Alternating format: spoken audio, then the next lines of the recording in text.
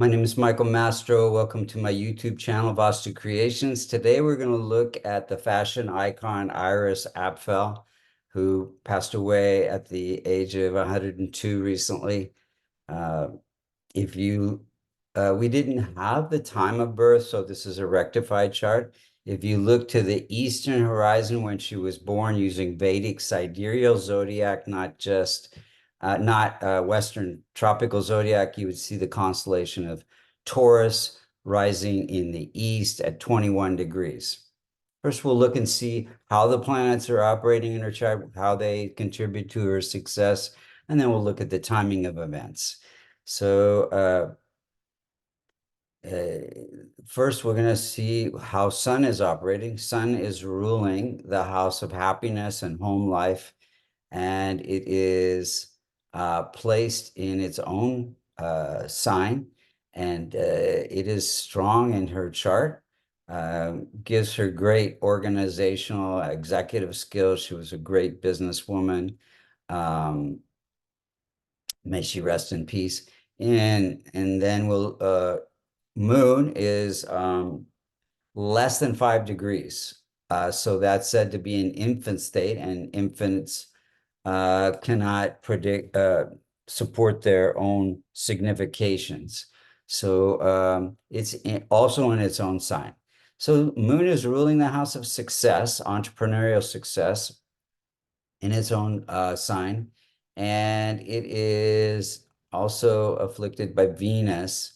Now, I would say that Moon gives her the ability to speak out in front of the public and express herself in the public in controversial ways. She was quite flamboyant.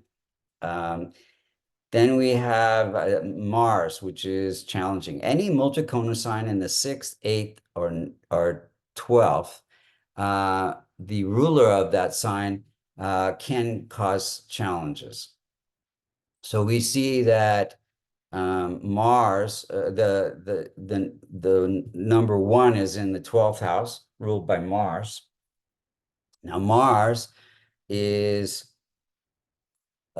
her the ability to separate from who she is, take on these different roles as an a fashion designer and interior designer, and be quite outspoken. And then we have combust Mercury. It is ruling the house of creativity, and it is placed in the house of home. So she expresses her creativity through interior design as well as fashion design. In fact, she was the interior designer for restoration in the White House through several presidents. And then we have and Mercury being slightly weak, she did have hearing loss. And Moon being slightly weak, she did have high blood pressure. Then let's see, Jupiter is ruling, well, you see it's the 9th sign of Sagittarius is in the 8th house, which is a challenging house. And Jupiter is ruling Sagittarius, and it is placed in the house of creativity. So this connects her dramatic kind of creativity and her style, fashion, and interior design. And she didn't have any children. Jupiter's the significator for children. And Jupiter's only 1 degree as well. Let's see here. And but she had huge influence. Some of her slogans, style is only attitude, attitude, attitude. And it has to do with learning about who you are and expressing that. And you can get old and you might as well celebrate being old. And you can see that she has these famous big round glasses and wild styles. Now, Venus is ruling the sixth house, also can be challenging. And this brings healing for people to be able to express who they are. It is placed in the house of entrepreneurial success. So it connects her success with helping people heal through fashion and interior design, expressing who they are, learning about who they are. And then we have Saturn. Saturn is aspecting Jupiter. It is a little weak, and it is ruling the house of career. So this connects her career through dramatic creativity. Saturn sitting in the house of creativity, conjunct Jupiter. And it is Saturn has to do with textiles. So she used these textiles in her creativity, the different fabrics. And then also she does have osteoporosis, which can be connected to Saturn in the skeletal body, the bones. And then we have challenging Rahu, Ketu, giving Rahu sitting in the house of creativity, giving desire for creativity, and Ketu sitting in the house of income, giving insights on how to be a good businesswoman. She was excellent. Let's look at the timing of events. She got married in 1948 during a Sun period. Sun is ruling the house of starting a family. Then we have in 50, she and her husband worked together and to create this old world weavers, which is restoration fabrics during a moon period, moon ruling the house of success.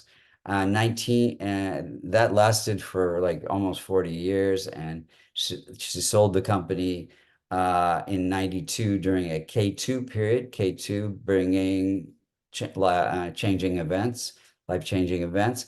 And then in 05, she had an exhibition that she got a lot of acclaim for during a Saturn period, boosting her career. She even after she retired, sold the business, she was still consulting, I think, until she passed away.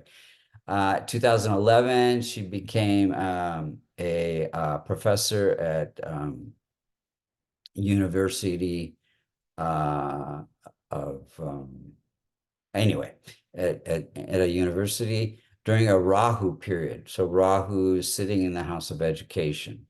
In 2013, she was voted one of the most fashionable people on the planet, and that's during a Jupiter period. Jupiter, giving this again, emphasizing her dramatic expression of who she is. And then in 2015, her husband died during a Jupiter period. During the transits, during that period, Venus was afflicting Jupiter in the fourth house. So end of family, basically. In 2018, she published a biography during a Saturn period, again, boosting her career. And she passed away March 1st, 2024. May she rest in peace during a Venus period. And the chart on the left shows a circular chart, shows the outer circles where the planets were when she passed away. The inner circles where the planets were when she was born.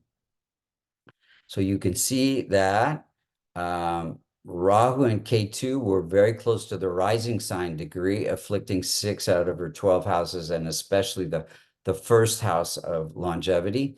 Now, 102 is quite a good lifespan.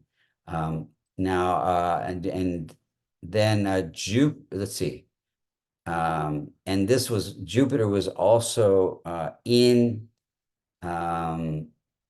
ruling the house of death-like experiences, placed in the 12th house of end of life.